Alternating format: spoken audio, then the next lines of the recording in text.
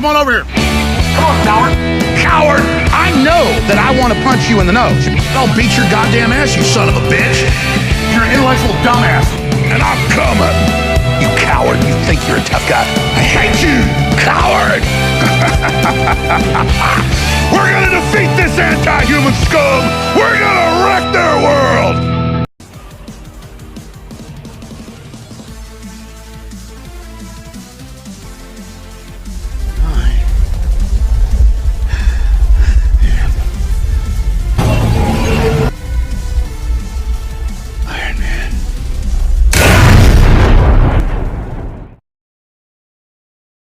What is up, and welcome back to The Escape. So, before I get started, I just wanted to say that I am a huge Godzilla fan.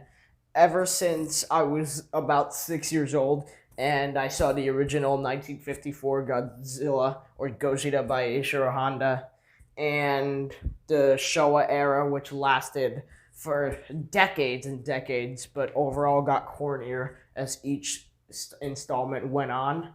But my favorite series, the Heisei series, which kind of overused the beams, but the special effects got way better, and this is the most consistent series out of all of them except the Monsterverse, obviously.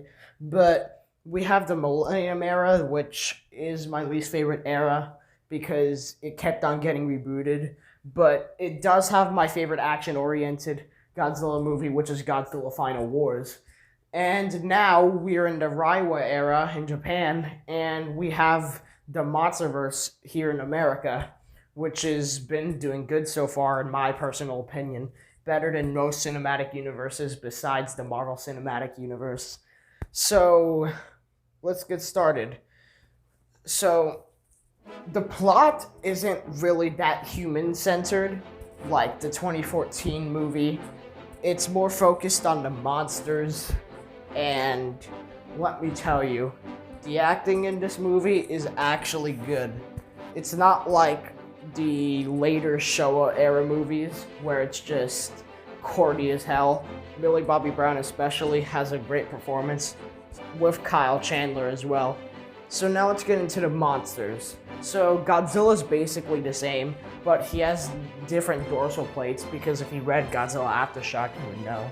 But he has the 1954 Godzilla dorsal plates, and he's a real badass in this movie. He does a lot of cool stuff. And King Ghidorah got one of the best redesigns out of all of the monsters, or titans, or dai kaiju, whatever you want to call them.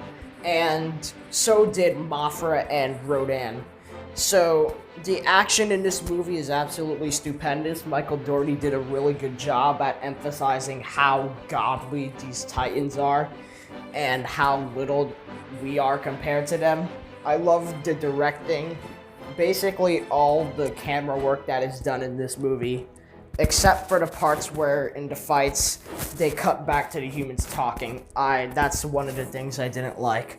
But I think that the humans felt like they had emotion, like they were actually there watching the monsters destroy everything. And overall, I think that this kind of their fault, since Emma Russell kind of released Ghidorah and they had to fight and all of that. So all of the titans just are going batshit crazy. So this movie, it's just, I actually don't know how to describe this. I like how they brought Burning Godzilla, or they're calling it Fire Godzilla in this movie, back from the Heisei era. And this really does feel like a Godzilla movie. Like a Toho Godzilla movie, not a Hollywood movie. It's like a mix between the Showa era brawling and the Heisei era's blast and overall size and tone of the movie. And that is why I genuinely enjoyed this movie. I liked it out of all of the Monsterverse movies, and what really confuses me is why it got such low ratings on Rotten Tomatoes, and the box office returns weren't what I expected, but I hope that Godzilla vs. Kong will change that, and the Monsterverse will have a future. So, overall, I think Godzilla King of the Monsters is one of the best movies of 2019. If you like the 2014 movie, I guess you should see this. But it's gonna have a lot more action, and it improves on 2014 in every single way. So I will give it an 8.9 out of 10 for the action, CGI, and overall acting, everything. This movie is just great. But this will probably be the last review for a while, but overall I like it. So I'll see you in the next video, guys. Love you 3000, no homo, and I'll see you next video, guys. See ya, chump.